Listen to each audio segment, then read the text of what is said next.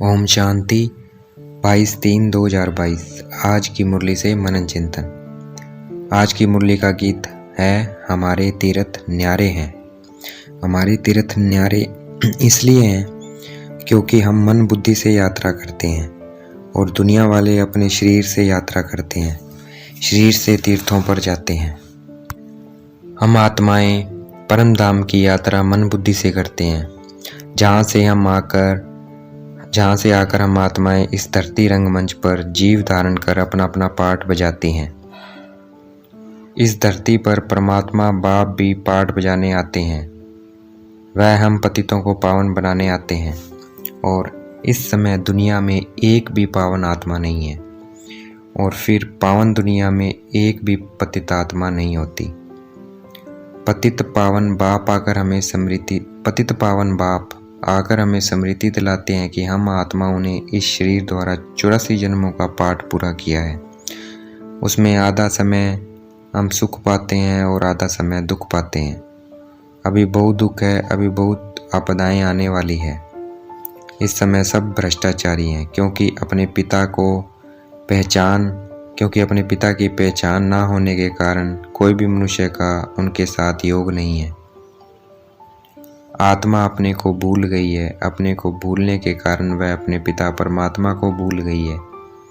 अब हम आत्माओं को परमात्मा साजन का ऐसा आशिक बनना है जैसे एक लड़का लड़की सगाई के बाद आशिक माशुक बनते हैं, परंतु वह तो विकार में चले जाते हैं।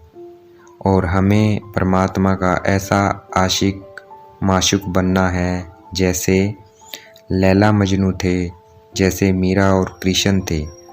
वो विकार में नहीं जाते थे, सिर्फ चेहरे को देखते रहते थे।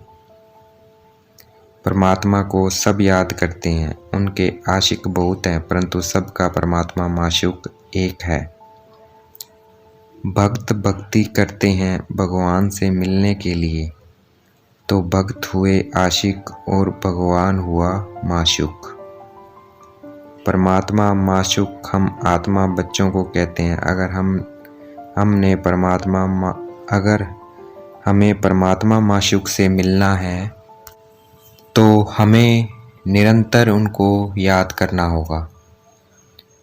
अभी हमें सिर्फ परम पिता परमात्मा को याद करना है क्योंकि इस रावण राज्य में अब दुख ही दुख है और अब इसका विनाश होने वाला है। अब इस रावण राज्य का विनाश होने वाला है। हमारा ये अंतिम जन्म है। बाप हमें पतित से पावन बनाने आए हुए हैं। अब अगर हम उनको याद करेंगे तो हमारे विक्रम विनाश हो जाएंगे और धर्मराज के डंडों से भी छूट जाएंगे। देवताएं पुण्य आत्मा है और मनुष्य पाप आत्मा है। पाप आत्मा ही पुण्य आत्माओं का पूजन करते हैं। अभी यह अंतिम जन्म है, इसलिए मरने से पहले देवता बनना है और सतयुग की राजाई का वर्षा लेना है। सबसे बड़ा पाप है काम विकार में जाना। विकारी को ही पतित और निर्विकारी को पावन कहा जाता है। सन्यासी भी पतित होते हैं, इसलिए वह पावन बनने के लिए घर बार छोड़ते हैं, परंतु हमें घर गृहस्थ में रहते सभी जिम्मेवारियों को निभाते हुए इन 5 विकारों को छोड़ना है। हमें इस ईश्वरीय पाठशाला में माथा आदि टेकने की बात नहीं है। हमें इस ईश्वरीय पाठशाला में माथा आदि टेकने की बात नहीं है। हमें यहाँ पतित से पावन बनने का पुरुषार्थ करना है, अर्थात 5 विकारों को छोड़ने का पुरुषार्थ करना है। बाप की सबसे पहली श्रीमत है अपने को आत्मा समझ परमपिता परमात्मा को याद करना है। ऐसा समय आने वाला है जब जिस्मानी तीर्थ यात्राएं बंद हो जाएंगी। जब कोई तीर्थ पर जाते हैं तो पवित्र रहते हैं। यह भी रूहानी तीर्थ यात्रा है, इसलिए हमें पवित्र रहना है। हम ब्रह्मा कुमार कुमारी आपस में भाई बहन हैं और शिव बाबा के पोतरे हैं और शिव दादा से हमें स्वर्ग की बादशाही मिलती है। गृहस्थ में रहते परमात्मा से योग लगाना है और पवित्र रहने की बहादुरी दिखानी है। ब्रह्मा का पद विष्णु से ऊंचा है क्योंकि इस समय हम ब्राह्मण रूहानी सोशल वर्कर हैं।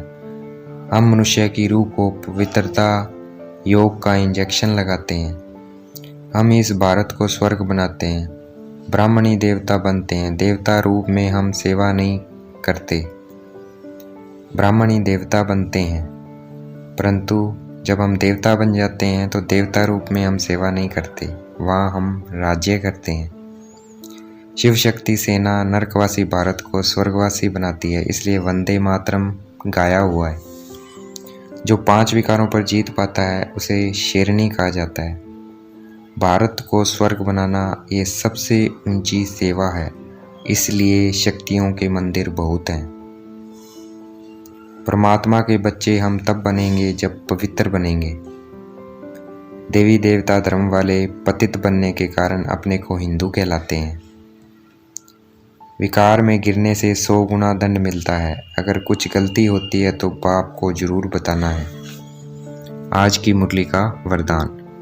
कंबाइंड स्वरूप की स्मृति द्वारा कंबाइंड सेवा करने वाले सफलता मूर्त भव। कंबाइंड स्वरूप की स्मृति द्वारा कंबाइंड सेवा करने वाले सफलता मूर्त भव। आज की मुरली का स्लोगन। हद के इच्छाओं की अविद्या होना ही महान संपत्तिवान बनना है।